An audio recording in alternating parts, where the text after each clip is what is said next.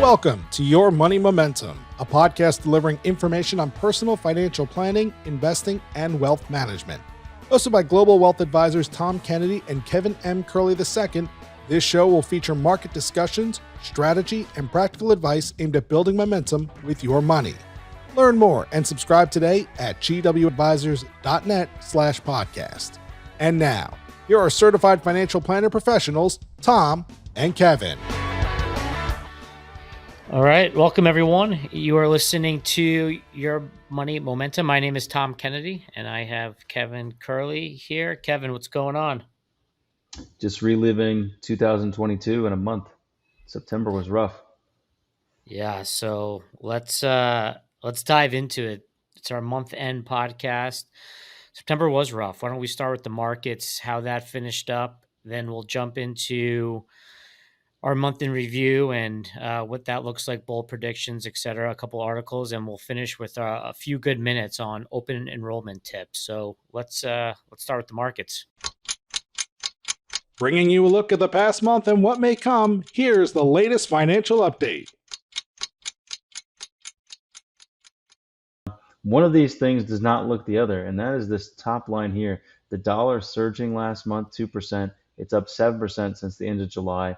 Meanwhile, everything else struggling, whether you're in bonds, gold, stocks that are large, stocks that are small, or real estate, all declining last month, anywhere from 4.8 to almost 8%.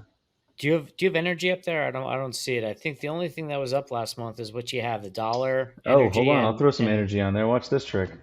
You know, that's been the catalyst for driving stocks lower. To your point, it's 2022 all over again. Interest rates rising. The prices of energy, oil, it's almost hit $100 a barrel at one point. It's come back down a little bit, but it's been the driver of a lower stock market the last 2 months.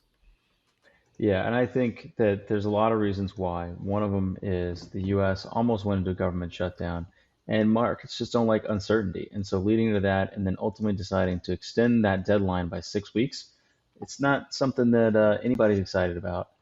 Maybe Matt Gaetz, but that's about it. So I think any of that uncertainty is causing a problem, and I think you're seeing it play out in the bond market right now.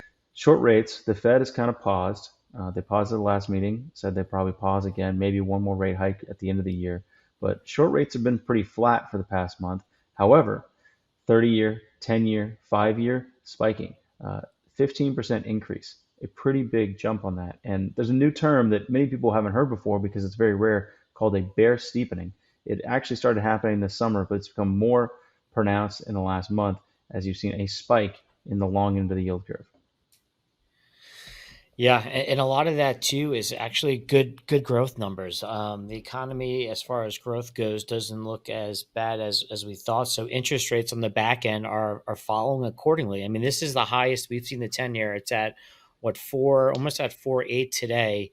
It's the highest it's been in over 20 years. There's a good chance we hit 5% by the time this podcast is put out live.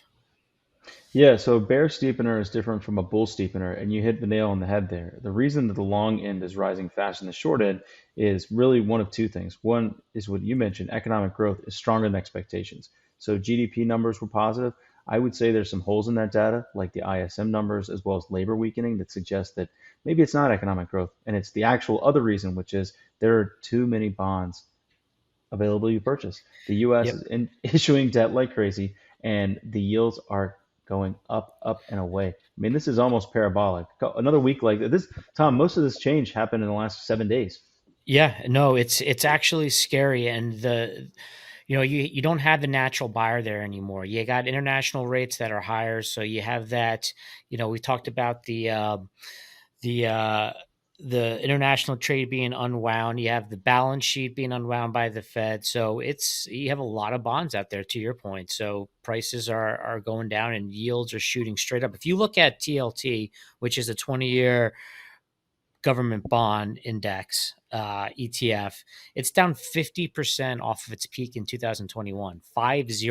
It's down, what you said earlier, 13% just year to date. So if you look at the 3-year return on bonds, they're down 16%, which is the worst 3-year period in the history of bonds. How much worse would Silicon Valley Bank's balance sheet look if they didn't get taken out in the spring and were still around with all those 1.5% and 1% bonds that they held?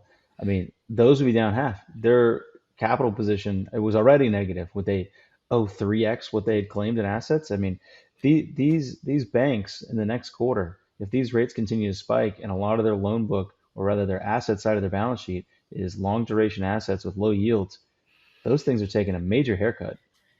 Yeah, it's concerning, and what another concerning area of the market right now is the carry cost alone that I know we talk about this a lot, that the government has on this debt at 33 trillion. The interest rate on our debt just passed defensive spending. We're going to It's be the number close to a two item, right? almost $1 trillion just on the interest carry in bonds that our government has. It's it's and it's going at an unsustainable rate to your point. So yeah, I don't know what gives, but the stock market does not like it, and it's reacting accordingly. And it's not just bonds; it's other areas that are interest rate sensitive. Look at utilities. This has been one of the widest spreads from utilities underperforming the S&P 500, and especially in the last week, you have utilities almost down 20% year to date, with the S&P up about 9. It's a 30% delta between the two. There's been very few times in the history of utilities in the S&P that it's been wider. Yeah, and that's why energy is doing well. They're not at all the same asset class. They're following opposite directions. I think part of it also was that utilities are a great yield play, and now Mhm. the yields are up so much that that yield play doesn't really work. Their debt is not going to be easily serviced, and they're going to have some problems meeting all those distributions they've been making the last few years that made them so popular with crazy high PEs on companies that don't grow. Yeah, it's been an interesting year. We talk about that Magnificent Seven, and if you look at the S&P 500, 271 stocks of the S&P 500 are actually down year to date. The median stock return in the S&P is actually negative 2.32%. So although the S&P is up close to 9% year to date, the average stock is down, and it's down by a good amount versus the Yeah. overall indice. All right, let's look at a little more data. I got one other chart to show you. Well, two charts, but from the same thing. This comes from JP Morgan's Guide to the Markets. They presented, you can find it on their website really easily. Dr. Kelly does a call every time it comes out, but I want to look at two things. One is the JOLTS openings, and number two is just the general trend of the labor market. So if you look, Tom, and you see that this line over here is collapsing, uh, other times we've seen this line collapse back in the early 2000s, back in right before the housing crisis, back in the late 80s. I mean, it goes back several times when you see this JOLTS number drop, typically followed by a recession. Yeah. No, it's the numbers are starting to roll over. I think you're starting to see the cracks in the economy out of all different metrics that you look at, and just where rates are at right now and how quickly they gone there. It is concerning, and there's still a lot of forecasters out there that say we're not going to be in the recession and there's going to be a soft or no landing, but it's literally day by day as the data comes in. So we'll see what happens. I will tell you, I don't know if you want to go over anything else on that chart, but I was going to throw another Just the stat out non-farm there. payrolls. I mean, we talked about it in the past, but here's the visualizing of us saying it keeps getting weaker every quarter. This is back from beginning of last year, and it's like a ski slope. You could snowboard down this, Tom, like right there. And then these numbers have since been revised to be even lower. So we'll see what the economic data says on Friday with regards to the labor market and non-farm payrolls. But these things tend to trend, and this is a pretty powerful, almost 2-year trend of down. Right, right. Well, I'll tell you, if on a positive note, we are entering some seasonality tailwinds, hopefully. And I was looking at an interesting stat this morning online. If you look at the S&P 500 over the last 100 years, anytime that the S&P 500 between the first 7 months of the year has been up 10% or more, and then August and September had a negative total return. So up over 10% for the first 7 months, and then August and September combined were negative. The following quarter, or that quarter, the fourth quarter, you had a positive return 12 out of 12 times. There's only been 13 data sets. We're in the 13th. We were just up going into August. We were up about just shy of 20% in the S&P. August through September, we were down about 7%. So now, based on history, the last 12 occurrences, you had a positive return and a significant amount. You were up about 8.5% on average. In fact, there are only a few times where October, November, or December were down during that data set. So we'll see what happens this time What I around. think I hear you saying is that the road to S&P 5,000, that's not closed. I don't think it's. I don't. If you're looking at history, I don't think it's. I don't think it's wiped out. And typically, right now, this fourth quarter in the presidential election cycle is typically the best quarter that you're going to see in the whole 4 years historically that we're in as we speak. But it's not. I'll tell you what, it's not a good start to the month. I only need 775 more points on the S&P 500 to get there. Back around early part of the year as well this summer, it was tracking there, but it's going to be quite a Santa Claus rally for it to get anywhere close. Unfortunately, these rates are causing problems, but maybe the seasonal tailwinds at the end of the year will pick it back up. Yeah, we'll see. We'll see what happens. We still have, a possible government shutdown. They just kicked the can down the road for a month. I think it's November 17th is they have to make another decision. By the way, do you know when the last government shutdown was? It was in 2019 with Trump, and it was shut down for 35 days, which was the longest on period. So, I don't know what's going to happen with if we do get a shutdown, what the markets do with that. But there's been multiple shutdowns, especially over spending gaps, in the last handful of years. So we'll see what this Yeah, I one mean brings. the budget deficit's at like 6% with 3.5% unemployment. So the spending out of control at a time when unemployment's not a problem, meaning that the GDP growth is fine, just seems like the wrong decision. This is the time where okay, we had the COVID crash, we had borrowed a lot of money, we're supposed to be paying that back, but they continue to spend, six, and it's trending towards 8% of a budget deficit this year. So I wouldn't be surprised if maybe this is the reckoning. Typically, they're just going to kick the can, but with these bond yields spiking, and you mentioned what interest was going to take up, nobody likes to pay interest. They might even like paying interest less than they like paying taxes. So there's got to be a reckoning. Yeah, nope. I agree. Something's got to give here. And it's scary, but we'll see what the fourth quarter holds. So there's still a chance. Fingers crossed. I'm listening for those Christmas bells. All right, let's All right, should we shift over? yeah, let's switch gears. So, you want to talk about open enrollment and some do's and don'ts and just some helpful tips? Yeah, most companies, especially larger ones, October, early November tends to be open enrollment, which is your one shot a year, unless you have a life change, to update your medical insurance, change your vision insurance, enroll in group disability or group life insurance, a chance to make all those changes. So today we wanted to go through just a couple tips, things that we see with our clients, as well as things we know people should take a look at during open enrollment. And to me, the first one is evaluating whether or not you can participate in a health savings account. So just as a kind of a explainer, uh, health savings account is called HSA for short. You'll see a lot of articles written about it. The opportunity here is you can put in money pre-tax. It can grow if you invest it in the meantime without being taxed. And when you take it out, as long as it's used for healthcare expenses, it comes out tax-free. Now, the key here is you have to be enrolled in a high deductible health plan. So if you're somebody that has either an individual or a family that is a, call it, high user of the healthcare system, this might not be a great choice for you. But if you're generally healthy, don't hit that out-of-pocket maximum every year, having a high deductible health plan paired with an HSA is a really powerful either way to save tax efficiently or as another bucket for saving for retirement.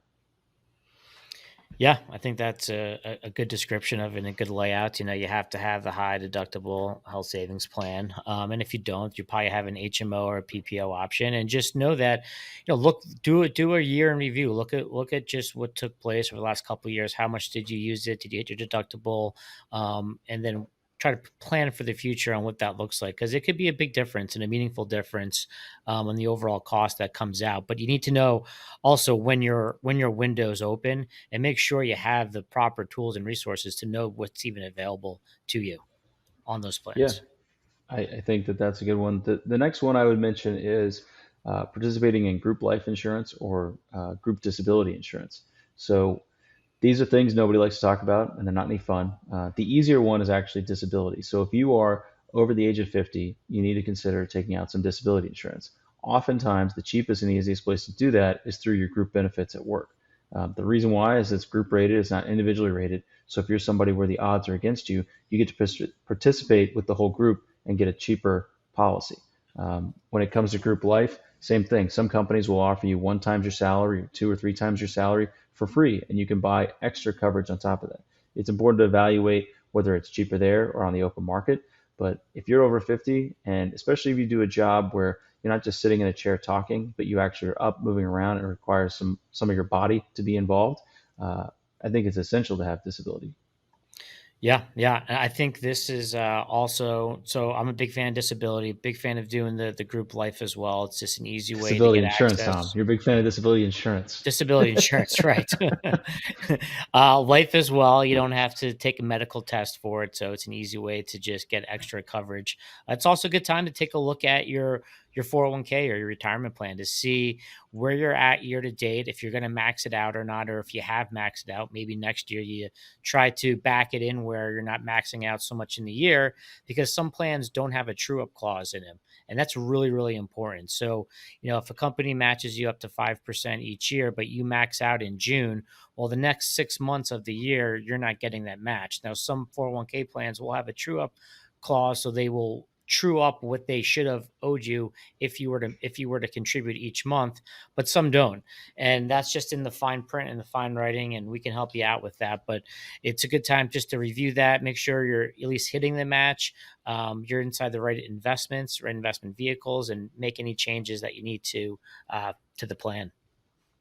Yeah, and as part of that 401k, I think evaluating and rebalancing your account is important.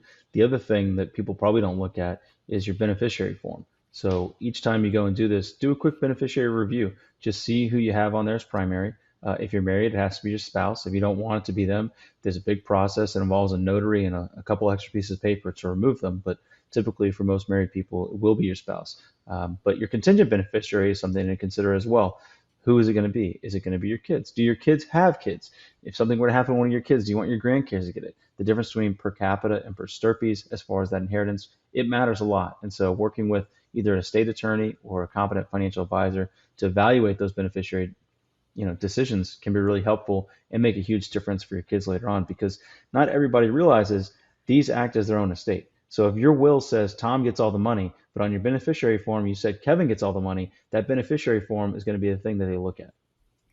Yeah, that's a great point. It supersedes all that. And this goes for anything financial related. So bank accounts, if you have any old investment accounts or 401ks out there, it's so easily and often overlooked if you go through a divorce or to forget to change your beneficiaries. And we've seen nightmare scenarios. So it's really good exercise each year to go do a review of all your financial accounts, whatever they may be, and make sure all those beneficiaries are updated. All right, great. Uh, Bold predictions, Tom? Get your future freezing cold takes as we launch into our latest series of Bold Predictions. Bold predictions. Well, I think it's going to be a real long shot for you to get to your S&P 5,000 before year's end. No rules, anything can happen. That is true. My bold prediction is part two of a banking crisis. So I don't have any information other than that rates are rising. A lot of those balance sheets have some long duration assets on there. And if the Fed is not going to bail them out prior, it looks to me like there's going to be at least another bank failure before the year ends. I don't know who it is. I don't know where it's going to be, but somebody's going down. Yeah, I think there's some more skeletons hidden, and I think we're going to find out real shortly where those are at, because this is just, it could get ugly real fast. So I don't even know if that's a bold prediction, to be honest, at this point. It might almost even be This is a lukewarm expected. prediction. Yeah, I would say lukewarm. I'm sick of making bold predictions on the market. I really don't know where we're headed right now on anything, on any asset class. It is so by the day, whether it's energy hitting $130 a barrel and going back to the previous high, or the 10-year getting back down to under 4%. I don't know which one comes sooner. I think we have a better chance of energy rallying, but I'll do I a got a sports one then.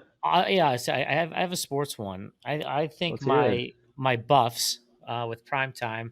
They had a couple Oh, rough games. Colorado. All right. Yeah, a couple of rough games, but I think from here on out they're going to go undefeated between now and the end of the Oh, season. That's it. I'll bet you anything they won't. Wow. Well, listen, that's How's your new why it's car? called I'm a about to get bold a new one. prediction. It is bold. I got a bold prediction for you, which actually comes out of your neighborhood, which is the Houston Texans rookie quarterback, CJ Stroud, will win Rookie of the Year. Hmm. Interesting. Yeah, he's looking Okay. good. He hasn't thrown an interception yet. Sorry, knock on wood, all Houston fans. And we're not going to talk about the Astros or the Rangers. They're both in the playoffs, and I don't know. I don't feel good about either team. So it'll be fun to watch. We'll get some baseball in October in Texas. That'll be great. I'll tell you who looked good, and I have to do this shout out because I got in trouble on my last podcast because I have a lot of friends who are Jets fans, and they did not look too bad. I think the refs blew the game, and they, There were a couple you know, holding calls that I think could have been called, would be the nice way to put it.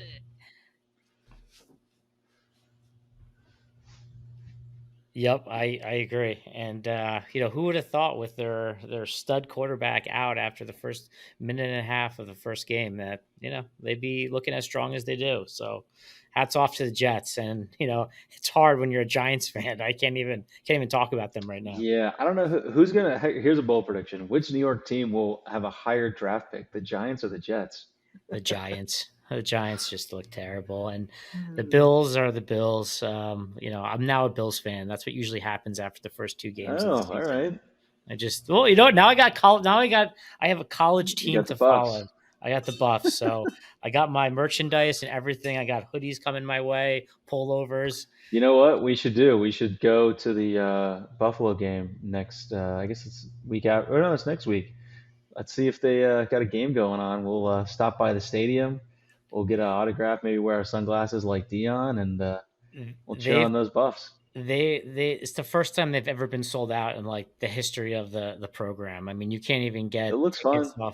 off of StubHub. I mean, it's outrageous what he's done for the school and college Oh yeah. football. So we'll see if it keeps going. So their games this year have been the highest rated games. Even the game they lost like 42-6 against Oregon was the Hmm. highest rated college game that day. Who watches blowouts like that? I don't know if it's car crash or what, but I'm all for it. I thought the game against TCU was glued to the screen. I think even the almost comeback they had against USC. I mean, they're an onside kick away from probably winning that game because USC's defense was terrible. I don't care Yeah, if you have Caleb Williams. He's not on the field. What's he going to do? yeah. No, it's interesting. They got Arizona State coming up this weekend, so we'll see. Go Buffs. All right. See you later, Tom. See ya. You've been listening to Your Money Momentum, brought to you by Global Wealth Advisors. To learn more about GWA and its talented roster of financial professionals, head on over to gwadvisors.net. Thanks, and we'll see you next time on Your Money Momentum.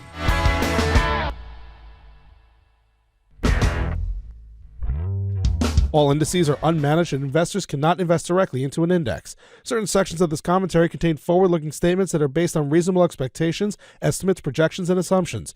Forward-looking statements are not guarantees of future performance and involve certain risks and uncertainties, which are difficult to predict. Past performance is not indicative of future results. Diversification does not assure profit or protect against loss in declining markets.